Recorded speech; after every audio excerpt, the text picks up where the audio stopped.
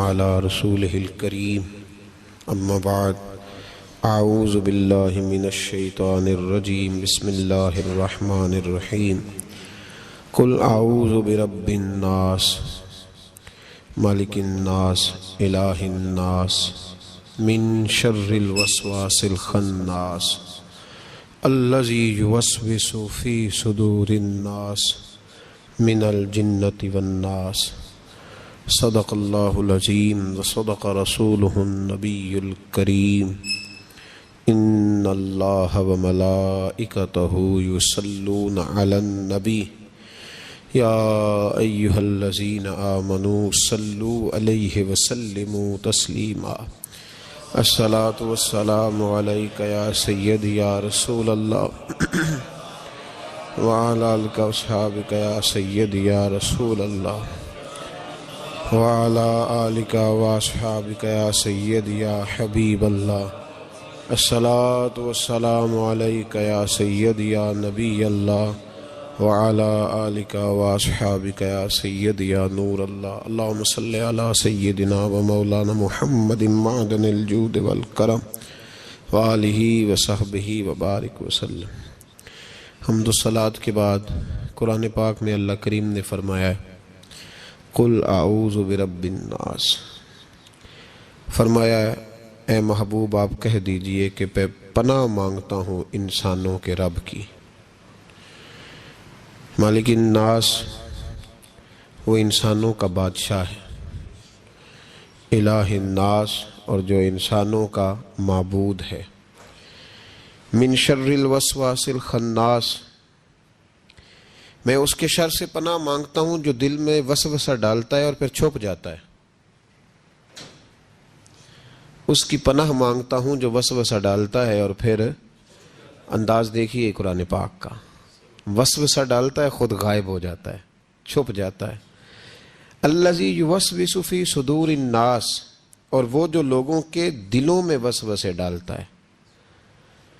وسوسہ آنکھ میں نہیں ڈالتا، وسوسہ کان میں نہیں ڈالتا، الذی یوسوس فی صدور الناس، سینے کے اندر جو دل ہے نا اس دل میں وسوسے ڈالتا ہے۔ تو کون ڈالتا ہے؟ فرمایا من الجنۃ والناس، وہ جنوں میں سے بھی ہیں اور انسانوں میں بھی سے ہیں، دونوں میں سے ہیں۔ اس کی پناہ مانگو جو وسوسہ اندوزی کرتا ہے، جو تمہارے ذہن کے دریچوں کو میلا اور کچیلا کرتا ہے، جو تمہارے سینے کو اور تمہاری روح کو بدمزہ کرتا ہے، اس سے پناہ مانگو۔ وسوسوں کا دور ہے، وسوسوں کے دور میں عمل تو دور رہ گیا، لوگوں کا عقیدہ بچنا مشکل ہو گیا۔ وسوسہ ہی وسوسہ ہے، ہر بات پہ وسوسہ، ہر ایک کے بارے میں بری سوچ، ہر شخص کے بارے میں نظریات کے اندر کمزوری، شکوک و شبہات کا زمانہ۔ فرمایا پناہ مانگو، اللہ سے پناہ مانگو ان وسوسوں سے، اس کی پناہ چاہو۔ میرے دوستو، شکوک و شبہات اتنے زیادہ ہوتے چلے جا رہے ہیں، آدمی شک سے باہر نکلے گا تو عبادت کرے گا، شک سے باہر نکلے گا تو در مصطفیٰ علیہ السلام کی غلامی کرے گا، وہ شک سے باہر نکلے گا تو کسی اللہ کے ولی سے اس کی نسبت مضبوط ہوگی۔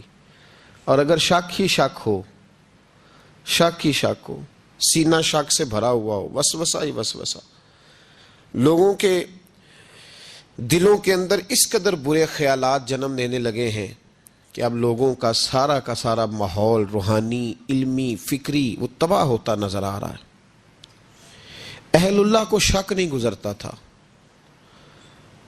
لوگ کہتے ہیں کہ اللہ کے ولی کے پاس سب سے بڑی طاقت کیا ہوتی ہے؟ کچھ لوگ کہتے ہیں جو کہتا ہے وہ ہو جاتا ہے، یہ بڑی طاقت ہے۔ کچھ لوگ کہتے ہیں کہ اللہ تبارک و تعالیٰ کا ولی دنیا سے کٹا ہوتا ہے، یہ اس کی بڑی طاقت ہے۔ میں آپ کو درجنوں صوفیاء کی اور سینکڑوں اولیاء اللہ کے اقوال کا اگر ایک جملے میں نچوڑ عرض کروں تو اللہ کا ولی وہ ہوتا ہے جو وسوسوں سے دور ہو کے یقین کامل کی دولت پا چکا ہوتا ہے، وسوسوں سے بچ جاتا ہے، اس کا یقین تیقن مضبوط ہوتا ہے۔ یار لوگوں کا کام نہیں وسوسہ اندوزی کرنی، لوگ وسوسہ اندوزی کرتے ہیں وہ کریں گے، لوگ شک پیدا کرتے ہیں وہ کریں گے، تو اتنے کانوں کا کچا ہے کہ تو سب کی بات سنتا ہے، ہر ایک کی بات تیرے اندر آ کر کے جنم لیتی ہے اور ہر ایک کی بات تیری روح میں گزر جاتی ہے. یہ کیسے ہو گیا؟ اتنا کمزور ہے تو کانوں کا. جو آدمی آئے گا تو اس کی بات سن لے گا تو یقین کر لے گا. لوگ کہتے ہیں جی مجھے فلاں نے کہا تھا. اور یہ سارا معاملہ ہم نے ایمان، تیقن، یقین، صحبت کے بارے میں گڑبڑ کر لیا، ورنہ اپنی دنیا کے معاملے میں تو ہم آج بھی بڑے حساس ہیں. دنیا کے معاملے میں ہمیں وسوسے کوئی نہیں آتے. ایک شخص نے آ کے آپ کے کان میں کہہ دیا کہ تیرا 40 لاکھ کا مکان اچانک 30 لاکھ کا ہو گیا، تو مان لیتے ہو؟ تو اس نے تو وسوسہ ڈالا ہے، آپ نے مانا کیوں نہیں؟ اس نے کہا وہ میں نے دیکھا ایک دیوار میں سوراخ ہو گیا ہے اور پینٹ اس کا گر گیا ہے، فلاں فلاں جگہ کمزوری آ گئی ہے، تو مکان 40 لاکھ کا تھا یکدم 30 لاکھ کا ہو گیا. مان لیا آپ نے؟ آپ نے نہیں مانا. آپ نے تو اس کے ساتھ بحث بھی کی، آپ نے تو تکرار بھی کی، اس کو ڈانٹا بھی اور اس کو یہ بھی کہا کہ تو میرا دشمن ہے، تو نے میری اتنی قیمتی چیز کو اتنی نکمی کہہ دیا. اور جو تیرے کونے میں آ کے کہہ گیا کہ فلاں اللہ کا ولی، دیکھو جی اب تو کوئی اللہ کا ولی نہیں رہا، فلانا بھی دکاندار ہے، فلانا بھی، اور تو نے فٹافٹ مان لیا ہے. میرے بھائی غور کریں اور توجہ کریں بات پر. آپ سے بات کر رہا ہوں، اس کو ضرور سمجھیں. ہمارا یہ کس طرح کا ماحول ہے کہ دنیا کے معاملے میں کوئی شخص شک کا شکار نہیں. آپ چلے گئے سودا لینے، بڑی عام سی چیز آپ نے خرید لی، چلیں عین والا آم چھوڑ کے الف والا آم کریں تو آپ آم لینے چلے گئے، عام سی چیز آم لینے چلے گئے. آپ نے اس شخص کے ساتھ، اس نے کہا جی یہ تو میں 300 روپے کلو دوں گا، تو فوراً آپ نے دے دیا اس کو. کوئی وسوسہ نہیں آیا آپ کو، حالانکہ اس نے دلیل بھی دی کہ یہ یہاں کا نہیں ہے، یہ میر پور خاص سندھ سے آیا ہے، یہ فلاں جگہ سے ہے. تو آپ نے کہا نہیں بھائی یہ کیسے ہو سکتا ہے، اتنا مہنگا ہے ہی نہیں، تو کیسے بتا رہا ہے. لیکن عجیب معاملہ ہے کہ دین کے بارے میں لوگ فوراً کہتے ہیں جی مجھے بڑے بڑے خیالات آتے ہیں، بڑے بڑے خیال اس کو آتے ہیں جس کی توجہ ہٹتی ہے. ایکسیڈنٹ اس کا ہوتا ہے جو سیدھا نہیں دیکھتا، دائیں بائیں دیکھتا ہے. جس کا دھیان سیدھا ہوتا ہے اس کی گاڑی سیدھی چلتی ہے. تو نے دائیں بائیں دیکھا ہے تو تجھے وسوسہ آیا ہے، تو نے ادھر دیکھا پھر تجھے وسوسہ آیا. جن کی توجہ سیدھی یار کی طرف رہتی ہے، جن کی توجہ سیدھی یار کی طرف، جن کی توجہ سیدھی رہتی ہے، انہیں وسوسے، انہیں دیدار سے فرصت نہیں تو وسوسہ کیسے آئے گا. النظر الی وجہ رسول اللہ، حضرت سیدنا ابو بکر صدیق نے کہا تھا یا رسول اللہ ایک کی دل کی تمنا ہے کہ آپ بیٹھے رہیں میں دیدار کرتا رہوں. وسوسہ کیسے آئے گا؟ وسوسہ تو اس کو آئے گا جو ابو جہل کی بھی سنے گا، وسوسہ تو اس کو آئے گا جو ابو لہب کو بھی ٹائم دے گا. وسوسہ تو ناراض تو نہیں ہو جائیں گے آپ؟ وسوسہ تو اس شخص کو آئے گا جو عبداللہ بن ابی سلول کے پاس بھی تھوڑا وقت گزارے گا، تو جس کا بیٹھنا اٹھنا ہی مولا علی کے ماننے والوں کے پاس ہو، جس کا ہر وقت ٹھکانہ ہی جناب بلال حبشی کے غلاموں کے پاس ہو، جو ہر وقت بیٹھے ہی اس کے پاس، جو جیے بھی تو جناب صدیق اکبر کے ساتھ، اور جس کی رگوں رگوں میں حضرت عثمان غنی اور عمر فاروق بستے ہوں، اس کو کیسے وسوسہ آ سکتا ہے؟ ہمارا جرانہ ہی بڑا پکا مضبوط ہے، تعلق ہی بڑا، ہمیں کیسے وسوسہ آئے گا؟ وسوسہ کسی اور کو آیا کرتا ہے.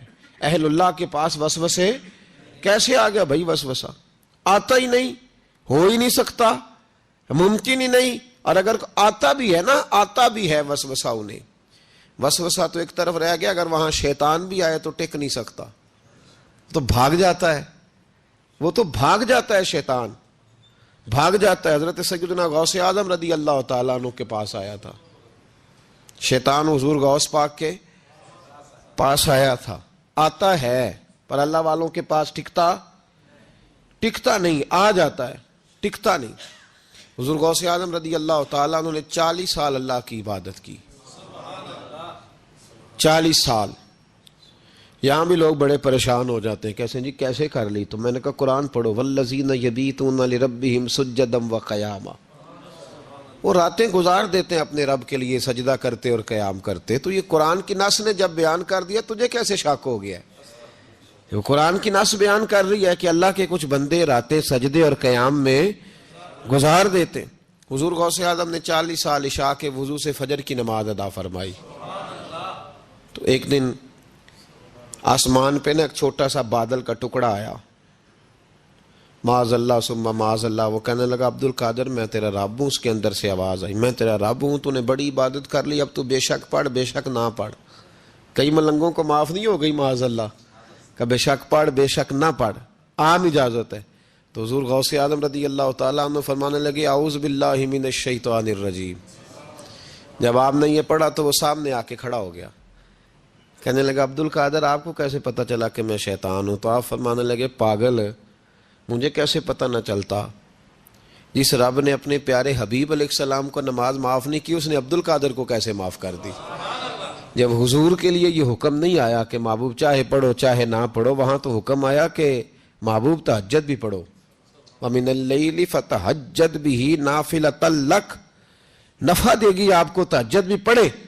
تو ان کے لیے جب یہ حکم نہیں تو میرے لیے کیسے آ گیا؟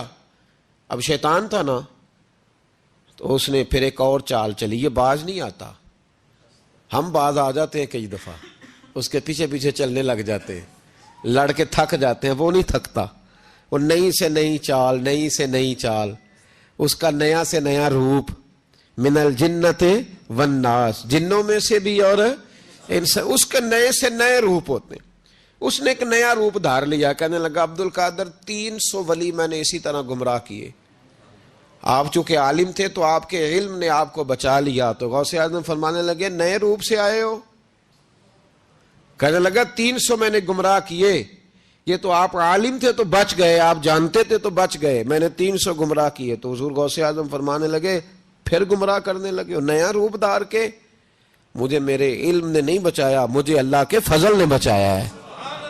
کئی عالم بھی تو گمراہ ہو جاتے ہیں نا, مجھے میرے علم نے نہیں بچایا, مجھے میرے اللہ کے فضل نے بچایا ہے. میرے بھائی, میرے عزیز طریقت کے مسافروں, یاد رکھو, سمجھ لو اس بات کو کہ وسوسہ آتا ہے. وسوسہ, 2 قسم کے مہمان آتے ہیں, 2 قسم کے مہمان. ایک مہمان وہ آتا ہے جو آتا ہے تو بندہ توجہ نہیں کرتا, وہ خود کہتا ہے اس نے نہیں میری طرف توجہ کی, وہ مہمان چلا جاتا ہے, پتہ نا آپ کو. اور جس کو بندہ اٹھ کے سینے سے لگائے اور اس کے ساتھ گفتگو شروع کر دے, وہ مہمان جاتا ہے؟ وہ تو بیٹھا رہتا ہے, وہ تو نہیں جاتا. تو وسوسہ آتا ہے, جو تو توجہ نہ کرے اس کا چلا جاتا ہے, اور جو سینے سے لگا لے, سوچنے لگ جائے, غور کرنے لگ جائے, اس کا وسوسہ بیٹھ جاتا ہے, اسی کے پاس رہتا ہے, دوستانہ کر لیتا ہے. کئی دفعہ تو بالکل مکان ہی ساتھ بنا لیتا ہے, ہر وقت کوئی نہ کوئی بات کان میں, ہر وقت کوئی نہ کوئی بات کان میں. کیوں وسوسہ آتا ہے؟ تجھے کیسے آ گیا؟ اس کا یقین کامل ہو, اسے وسوسہ کیسے آئے؟ جس کی توجہ سیدھی ہو اسے وسوسہ نہ چھڑ یار دا بوہا. یہ تو بھئی تو اگر اندر رہتا, صحبت کے اندر رہتا, چھتری کے نیچے رہتا, تو پھر وسوسہ تجھے کیسے وسوسہ کس طرح تیرے پاس آیا؟ وسوسہ اس کے پاس آتا ہے جو وسوسے کی جانب توجہ کرتا ہے. بہت زیادہ لوگوں کو بدگمانی ہونے لگی ہے, بہت زیادہ وسوسے آنے لگے ہیں, بہت زیادہ خیال ہونے لگا ہے, بہت زیادہ توجہ ہونے لگی ہے. بڑی لوگوں کا معیار اس طرف جائیں, ہر چوتھا آدمی آ کے کہتا ہے برے خیالات آتے ہیں. کیوں بھائی برے خیالات آتے ہیں؟ کیسے آ گئے؟ ہمارا تو دل ہی ایک ہے, اور دل میں یار بھی ایک ہے, دوسرے کے لیے جگہ ہی کوئی نہیں, تو وسوسہ کیسے آئے گا؟ ہم تو اس کے دیدار سے ہی آج تک فارغ نہیں ہوئے, تو غیر کی طرف دیکھ کیسے لیا؟ یہ کیسے ہو گیا؟ ممکن کیسے ہوا؟ اپنے آپ کو سمیٹیں, ان وسوسوں سے اپنے آپ کو بچائیں, ان پر قطعی طور پر کوئی توجہ نہ دیں. اور اگر کبھی آ بھی جائے تو میں نے کہا کہ اس کو سینے سے لگانے کی ضرورت, اس کو جھٹک دیں, بات ختم ہو گئی. آ جاتا ہے وسوسہ, بڑوں کو آ جاتا ہے, وسوسے آیا کرتے ہیں, آیا ضرور کرتے ہیں. لیکن جو لوگ قابل ہوتے ہیں, جن کا ایمان مضبوط ہوتا ہے, جن کا تیقن مضبوط ہوتا ہے, ان لوگوں کے پاس وسوسے ہمیشہ رہتے نہیں. تو میرے بھائی, وساوس انسان کے وجود. اب وسوسہ نا ایک اہم بات اصلاح کی جو سمجھنی بڑی ضروری ہے, آپ کے لیے بڑی ضروری ہے. آپ نے یہ غور کرنا ہے کہ وسوسہ آتا کہاں سے ہے. کوئی نہیں سمجھ آئی آپ کو میری بات کی؟ نہیں آئی ہوتی تو آپ بڑی دور پہنچ چکے ہوتے. سردی بڑی زیادہ تھی کمرے میں, تو کہیں سے ہوا آ رہی تھی ٹھنڈی, تو اب ٹھنڈ بڑی لگ رہی تھی, تو بندے نے فوراً اٹھ کے بھلا کیا کرنا ہوتا ہے؟ نہیں وہ پتہ نہیں کتوں آ رہی باری دی تو ابھی گل ہی ہے نا جی. اگر تو الماری سے آ رہی ہے, کھڑکی سے آ رہی ہے تو کس کو بند کریں گے؟ اور اگر دروازے سے آ رہی ہے تو جی, اور اگر چھوٹے بچے نے پنکھا چلا دیا تو جی, چل پنکھا رہا ہے بندہ سارا دن دروازہ بند کرتا رہے. سمجھنا ہے آپ نے بات کو.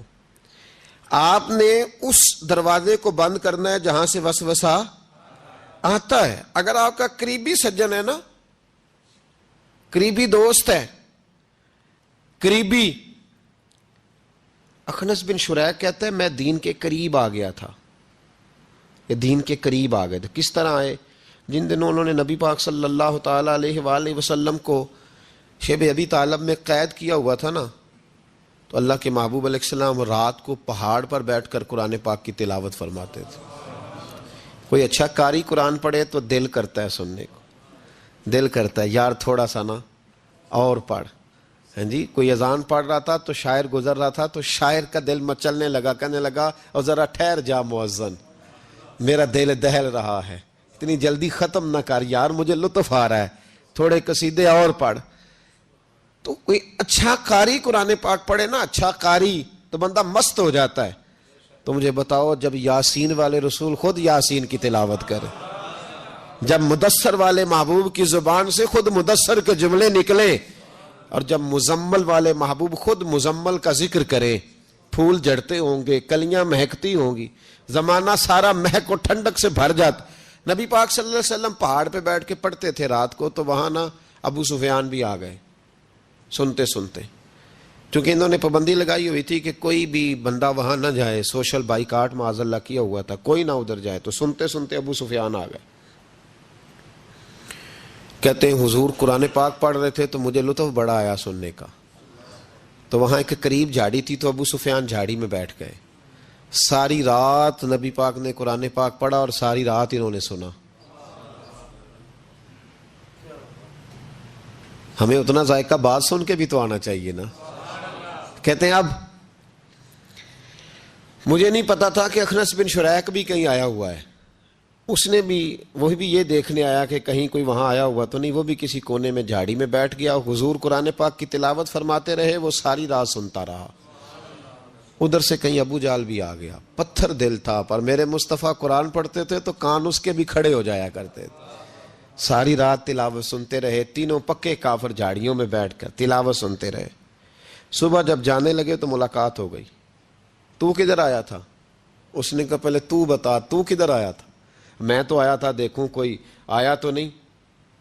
میں تو کدھر؟ اس نے کہا میں بھی یہی دیکھنے آیا تھا کہ یہاں کوئی آتا جاتا تو نہیں. ابو جال زیادہ شاطر تھا, کہنے لگا خبردار کل کوئی نہ آئے, آج تو آ گئے کل نہ ہونا. اللہ اکبر. لیکن جہاں دل لگا ہوتا ہے نا وہاں دل کھینچا چلا جاتا ہے. دل جہاں لگ جاتا ہے نا وہاں دل کھینچا چلا جاتا ہے. یہ دل کا بھی اپنا ایک معاملہ ہے نا. اب لگ گیا تھا قرآن پاک کی تلاوت سے. کہتے ہیں رات کو اپنی اپنی چارپائی پہ لیٹے. درد اگرچہ جان گزل ہے, میں کیا کروں میرا دل ہے. غم عشق اگر نہ ہوتا تو غم روزگار ہوتا. اور وہ مزہ, آتش نے کہا تھا, وہ مزہ دیا ہے تڑپ نے کہ میری آرزو ہے یا رب میرے دونوں پہلوؤں میں دل بے قرار ہوتا. تو کہتے ہیں کہ اگلی شام پھر آئی تو وہی کیفیت, وہی انداز, وہی شوق. چارپائی پہ لیٹے پر کانوں میں وہ آواز رس گھولے. لیٹا نہ گیا, اٹھے پہنچے, لیکن آج جگہ بدل کے بیٹھ گئے تینوں. صبح ساری رات سنتے رہے محبوب کی تلاوت. صبح اٹھے تو پھر چوک میں ملاقات ہو گئی. تو کدھر آیا تھا, تو کدھر؟ ابھی بات ہونے. ابو جال ذرا زیادہ شاطر تھا, کہنے لگا میں تو تم دونوں کا خیال کرنے آیا تھا, کہیں تم دونوں تو نہیں آئے, یہ دیکھنے کے لیے آیا تھا. اللہ اکبر.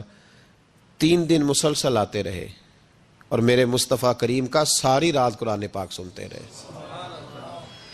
اب اخنس بن شریح کہتے ہیں کہ میں پورا قریب آ گیا. میرا دل کہتا تھا کہ یہ سچے ہیں. کہتے ہیں میں نے تیسرے دن مشورہ کیا. میں نے کہا یار پتہ تجھے بھی ہے مجھے بھی ہے کہ نہیں آنا, پر ان کی آواز ایسی ہے, وہاں لذت ایسی ہے, نہیں نہ رہا گیا تجھ سے بھی. مان کیوں نہیں جاتا کہ ساری باتیں اپنی جگہ پر ان کی بات کانوں سے ہو کے دل میں اترتی چلی جاتی ہے. مانتا کیوں نہیں؟ اخنس بن شریح کہتے میں پورا قریب آ گیا, پر ابو جال نے مجھے پھر گمراہ کیا. کہنے لگا یار یہیں رہے ہیں، بچپن بھی یہیں گزارا ہے، معاذ اللہ 2 ہاتھ ہیں، 2 آنکھیں ہیں، سارا کچھ وہی ہے، کان پٹیاں سفید ہوئی ہیں تو کہتے ہیں میں اللہ کا نبی ہوں معاذ اللہ۔ اس نے وسوسہ اندوزی کی تو کہتے ہیں میں پھر بیک ہو گیا۔ آپ کیوں نہیں اس شخص کو جانتے جو وسوسہ اندوزی کرتا ہے؟ آپ اس جگہ کیسے چلے گئے جہاں وسوسہ اندوزی ہوتی ہے؟ یاد رکھیں اس جگہ جائیں جہاں جانے سے دل صاف ہوتا ہے، جہاں جانے سے دل کا زنگ اترتا ہے، آپ کے وسوسے دور ہوں گے۔ وہاں جائیں جہاں ایمان کی، یقین کی، تیقن کی دولت بڑھتی ہے۔ کیوں وہاں جاتے ہو جو بیک کر دیتا ہے؟ کچھ جگہیں ایسی ہوتی ہیں جو شکوہ ہی نہ کر لوں، شکوہ ہی نہ کر لوں۔ شکوہ یہ ہے کہ ہم پالش کرتے ہیں، پوری پالش کرتے ہیں، مہربانی کرتے ہیں، کچھ لوگ پھر جا کے صحرا میں کھڑے ہوتے ہیں، ساری ریت چڑھا کے دوبارہ آ جاتے ہیں۔ اماں بھی ناراض ہو جاتی ہے، اماں بھی بگڑ جاتی ہے کہ میں اجے انو آیا سی تو یہ تو کیا حشر کر کے آیا ہے۔ یار آپ سمجھتے نہیں کہ کتنی محنت سے سوارا، کتنی محنت سے نہلایا، کتنی محنت سے کپڑے بدلے، کتنی محنت سے غسل کرایا، کتنی محنت سے کنگھی کی، کتنی جدوجہد کے ساتھ تیرے بال سنوارے، تیرے روحانی ذائچے میں کتنی جدوجہد، تو نے قیمت ہی نہیں ڈالی۔ تو 2-4 دن گیا اور جا کے پھر سے زنگ چڑھا کے آیا، تو نے ہماری کبھی کبھی دل کرتا ہے پھر اماں کا بھی کہ 2 تھپڑ لگا ہی دوں، اس کو لگاؤں 2 تھپڑ، میری محنت کا تو نے کیا۔ تو وسوسہ اندوزی والی جگہ پہ کیوں جاتے ہو؟ کیوں گئے وہاں؟ تمہیں نہیں پتا تھا کہ وہاں نہیں جانا؟ سارے کپڑے میلے ہو گئے، ساری گرد پھر چڑھ گئی۔ خبردار، خبردار اپنے بزرگوں کی محنت کا خیال کرے، خبردار اس جگہ کبھی نہ جائیں جہاں جانے سے وسوسے پیدا ہوتے ہیں، ان جگہوں پہ کبھی نہ جائیں جہاں جانے سے ذہن میں شر اٹھتا ہے، اس جگہ پہ کبھی نہ جائیں جہاں اعلیٰ حضرت فاضل بریلوی، میرے اعلیٰ حضرت رحمت اللہ زندگی میں کسی کا قصیدہ نہیں لکھا، لیکن بدانیوں کے اس عالم کے قصیدے ہمیشہ لکھے جو انہیں ان کے مرشد کی بارگاہ تک لے کے گئے تھے۔ اس عالم کے بھی قصیدے لکھے، کہتے تھے میں تیرا بھی شکر گزار ہوں یار، تو نے میرے اوپر مہربانی فرمائی، میں تیرا بھی شکر گزار ہوں، من لم یشکر الناس ولم یشکر اللہ، میں تیرا بھی شکر گزار۔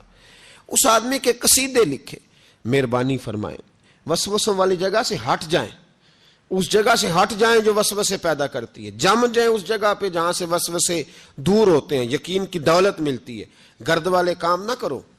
خبردار، وسوسے اس شخص کو آتے ہیں جو بری جگہ پہ بیٹھتا ہے، جو بری سنگت میں جاتا ہے، اس کے ذہن میں سوال اٹھتے ہیں۔ میں نے بہت سارے ایسے لوگ دیکھے جو بری سنگتوں میں جاتے تھے تو گمراہ ہو گئے، اس لیے نبی پاک علیہ الصلوۃ والسلام نے پابندی لگائی ہے، فرمایا لا تصاحبوا الا مؤمنا، خبردار صحبت نہ اختیار کرنا سوائے اس کے کہ بندہ کامل مومن ہو، کامل مومن کے علاوہ کسی کی صحبت اختیار لا تصاحب، یہ وہی لا ہے جو کلمے میں ہے، لا الہ کوئی معبود نہیں۔ تو آپ مسند امام احمد بن حنبل کی اس حدیث کا کیا مطلب لیں گے؟ لا تصاحب الا مومنا، خبردار ان جگہوں پہ کبھی نہ جائیں جہاں جانے سے ذہن میں شر اٹھتا ہے، اس جگہ پہ کبھی نہ جائیں جہاں اعلیٰ حضرت فاضل بریلوی، میرے اعلیٰ حضرت رحمت اللہ زندگی میں کسی کا قصیدہ نہیں لکھا، لیکن بدانیوں کے اس عالم کے قصیدے ہمیشہ لکھے جو انہیں ان کے مرشد کی بارگاہ تک لے کے گئے تھے۔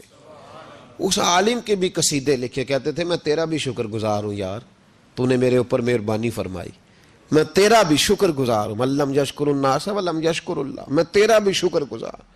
اس آدمی کے قصیدے لکھے، مہربانی فرمائیں، وسوسوں والی جگہ سے ہٹ جائیں، اس جگہ سے ہٹ جائیں جو وسوسے پیدا کرتی ہے، جم جائیں اس جگہ پہ جہاں سے وسوسے دور ہوتے ہیں، یقین کی دولت ملتی ہے، گرد والے کام نہ کرو۔ خبردار، وسوسے اس شخص کو آتے ہیں جو بری جگہ پہ بیٹھتا ہے، جو بری سنگت میں جاتا ہے، اس کے ذہن میں سوال اٹھتے ہیں۔ میں نے بہت سارے ایسے لوگ دیکھے جو بری سنگتوں میں جاتے تھے تو گمراہ ہو گئے، اس لیے نبی پاک علیہ الصلوۃ والسلام نے پابندی لگائی ہے، فرمایا لا تصاحبوا الا مؤمنا، خبردار صحبت نہ اختیار کر سوائے اس کے کہ بندہ کامل مومن ہو، کامل مومن کے علاوہ کسی کی صحبت اختیار لا تصاحب، یہ وہی لا ہے جو کلمے میں ہے، لا الہ کوئی معبود نہیں۔ تو آپ مسند امام احمد بن حنبل کی اس حدیث کا کیا مطلب لیں گے؟ لا تصاحب الا مومنا، خبردار قطعاً نہ جا کے اس بندے کے پاس بیٹھنا جو کامل مومن نہ ہو. تو کچے لوگوں کے پاس کیوں بیٹھتے ہو؟ حدیث پاک کے لفظوں کے اوپر جو اہمیت ہے جملوں کی اس کو سمجھیں. لا الہ، بولیے لا الہ. یہی لا یہاں بیان کیا. لا تصاحب الا مومنا. خبردار اس بندے کے پاس کبھی نہیں جانا جو کامل مومن نہ ہو، اور جو کامل مومن ہو اس کے پاس ضرور جا کے بیٹھنا. یہ حضور ایک بات شیخ سعدی نے لکھی ہے. شیخ سعدی رحمۃ اللہ علیہ فرماتے ہیں، یہ میں آپ کو جواب دے رہا ہوں، کچھ سوالوں کا جواب ہے جو ذہنوں میں اٹھتے ہیں.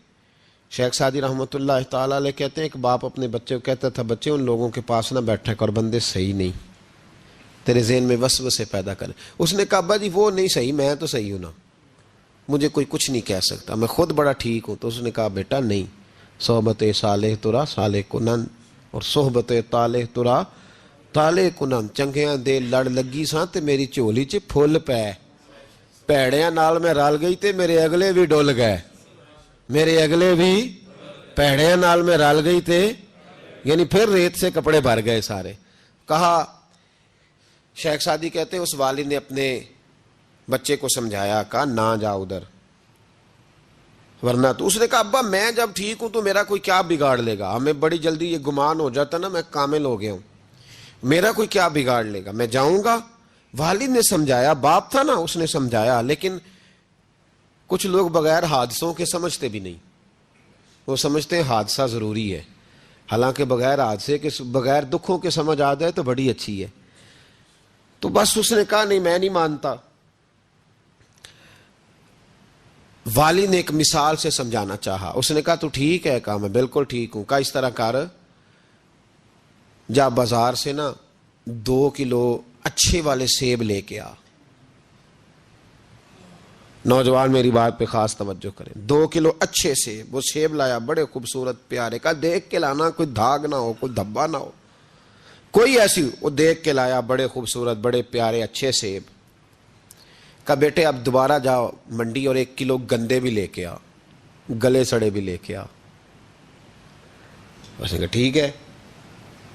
گلے سڑے بھی لے آیا 1 کلو. اچھے کتنے تھے؟ 2 کلو. گلے سڑے کتنے تھے؟ 1 کلو. اب اس نے وہ 2 کلو سیب ایک ٹوکری میں ڈالے اور گلے سڑے بھی اس کے اندر ڈال دیے. کہا بیٹے وہاں رکھا. کہا ابا جی کرنا کیا ہے؟ فرمایا سویرے بتاؤں گا.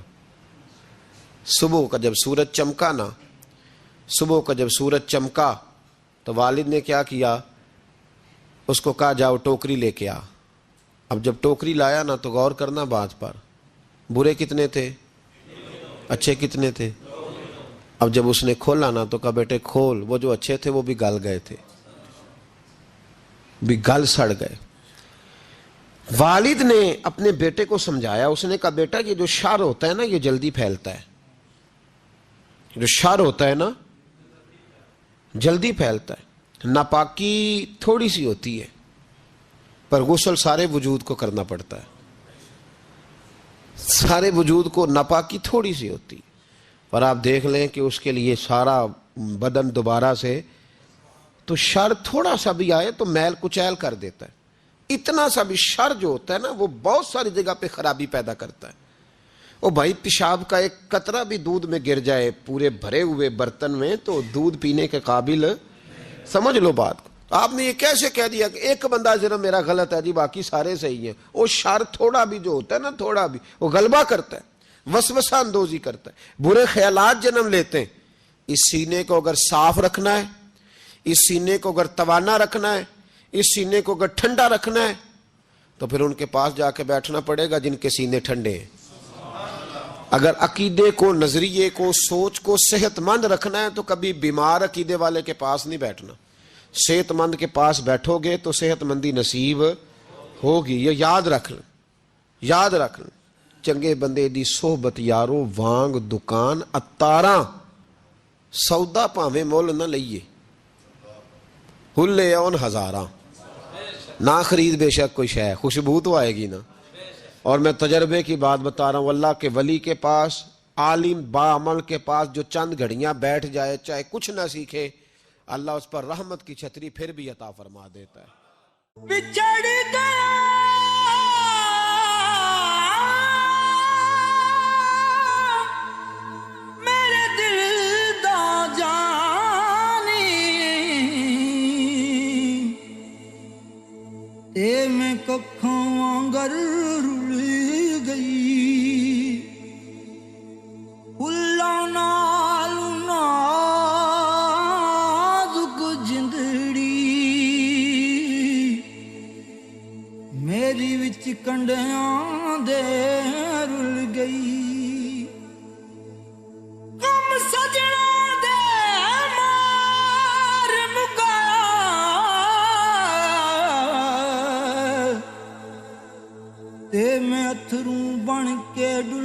ਗਈ, ਇੱਕ ਮਾਇਆ ਤੇਰੀ ਯਾਦ ਨਾ ਭੁੱਲਦੀ,